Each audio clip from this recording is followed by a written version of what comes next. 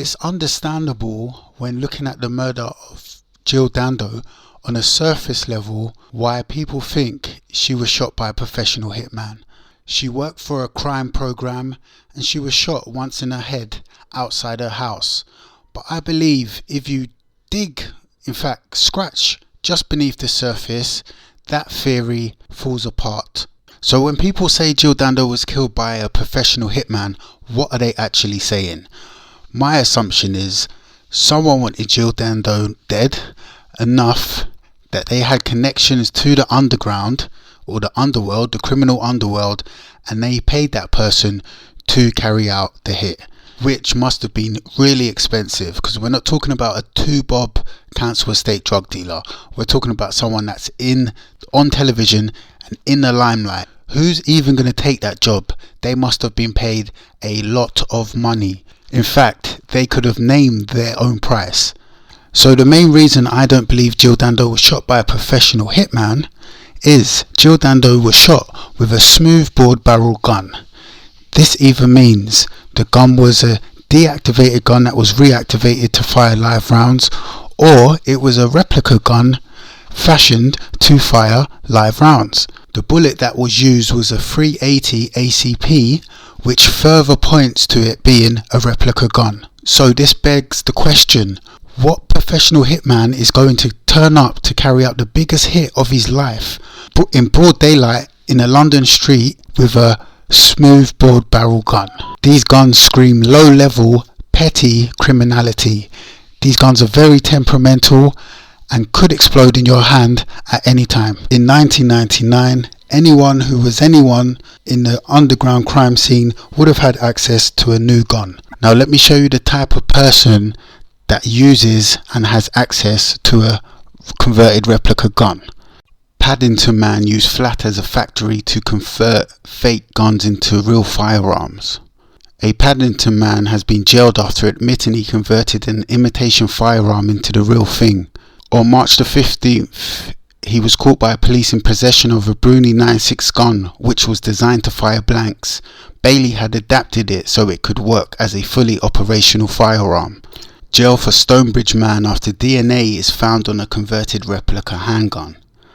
A Stonebridge man has been sentenced to 5 years behind bars for possessing replica handguns converted to fire live rounds after his DNA was found on the weapons. Walsall man who converted blank firing guns in his shed has his jail term doubled. Oldham men jailed for 20 years for converting replica guns into real firearms. 2 men who converted blank firing pistols into lethal guns and sold them on have been jailed for a combined 20 years. You see the type of characters that deal in converted replica guns. These are not high-level organised criminals. These are street-level criminals dealing in petty drug debts. Here's what Matt Perfect from the National Crime Agency had to say. Genuine handguns fetch up to £10,000 in the criminal underworld and are the weapon of choice for top-ranking gangsters. But the NSA said young urban street gangs prefer converted weapons due to their ready availability. This was in 2018. Jill Dando was murdered in 1999. There would have been so many guns available to someone that was connected to the criminal underworld. But Jill Dando's professional hitman couldn't get one.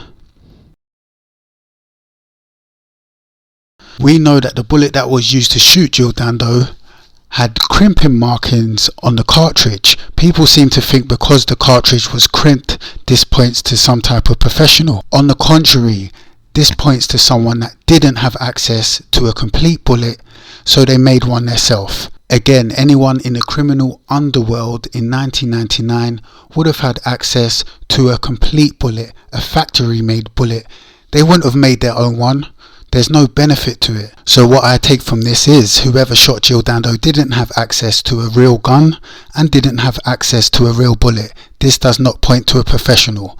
There's different levels to criminality. There's street level and there's organised crime. So when we're talking about a professional hitman, we're talking about organised crime. This does not point to a professional hitman. this points to someone that's unorganised, that doesn't have access to what you would expect a professional hitman that was paid a lot of money to kill Jill Dando. He turned up with a 2-bob gun and a reloaded bullet. This is not the toolkit of a professional hitman. No way. This would have been the biggest job of his life, and he would have put all his resources together and put his best foot forward, and he turned up with a toy gun. Converted replica guns are street level criminality. They do not represent organised crime. The attitude of Jill Dando's murderer seems to be, I'll make the most of what I've got, rather than I've got expendable resources and this is what I choose to use. So the idea that Jill Dando's murder was some sort of highly organised operation clearly goes out of the window when you just look at the equipment that was used to shoot her. The UK gun ban was only 2 years in effect when Jill Dando was murdered, but yet this so-called professional hitman could not get one.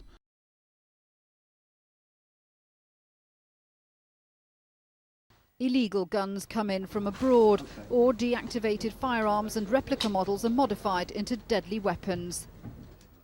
I've just bought this replica gun from a sports shop in central London. Now this is perfectly harmless, a model of a 9mm Beretta. It simply fires blanks.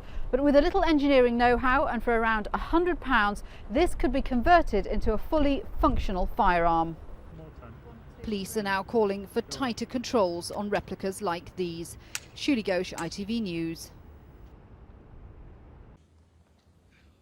And the fact that you've got replica written down the side of your gun. And the fact that I've got Desert Eagle .50 written on the side of mine.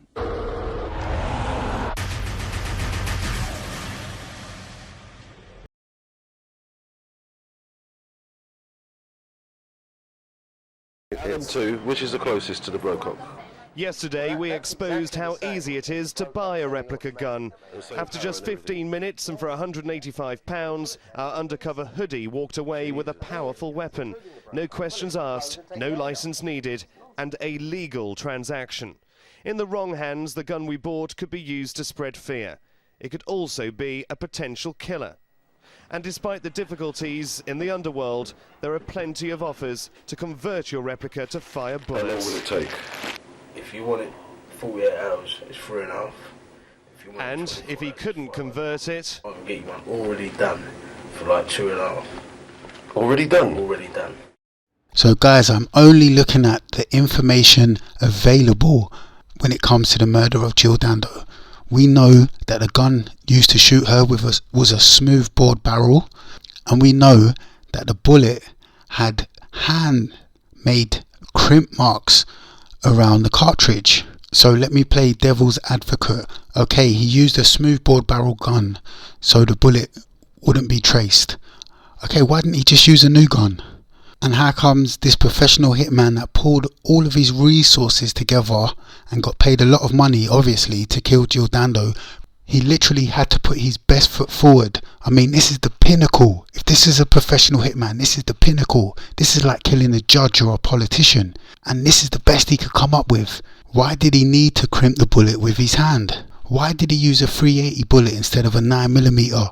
If a professional hitman had a choice, he's going to choose a 9mm. A 380 ACP is a weaker bullet. Anyone with a choice is not going to choose that bullet. So from this information, I conclude that Jill Dando, in my opinion, was shot with a replica gun. 380 ACPs fit inside replica guns. The crimp marks were on the outside were just manipulations to help it fit. Okay, let's just go with the assumption that a professional hitman did turn up with a replica gun and a bullet that was crimped to fit inside the chamber. Now, you're telling me that this professional hitman left his house in the morning to carry out a murder on a high-profile target on a London street, and he wasn't wearing gloves? That man then walked away from the scene. He was not wearing gloves. That man then walked away from the scene. He was not wearing gloves. It's bad enough that this man wasn't wearing a mask or covering his face. Even 2 Bob bank robbers cover their face. it shows premeditation. So this man didn't cover his face, but fair enough, but he wasn't wearing gloves. Gloves is standard procedure for anyone that's going to commit a crime, especially someone that's supposedly a professional hitman. This man didn't care about leaving fingerprints. He didn't care about DNA. He didn't care about forensics. I mean, this man didn't even care about being recognized. So let's break this down for a second. Jill Dando's professional hitman turned up with a replica gun, a bullet that was manipulated to fit that replica gun. He wasn't covering his face and he wasn't wearing gloves. And they say this has got all the hallmarks of a professional hit. I mean, literally, there was no preparation on the behalf of this professional hitman not to get caught. Literally none. We would have to believe that this professional hitman planned out the murder of a celebrity in broad daylight on a London street, but never thought about wearing gloves. That never crossed his mind. I mean, people add their own imaginings onto this case, but when I first researched this case, I said to myself, I don't know what happened. So let me actually be as objective as I can and look at the facts from the case. And as I've explained in this video, it just doesn't point to a professional.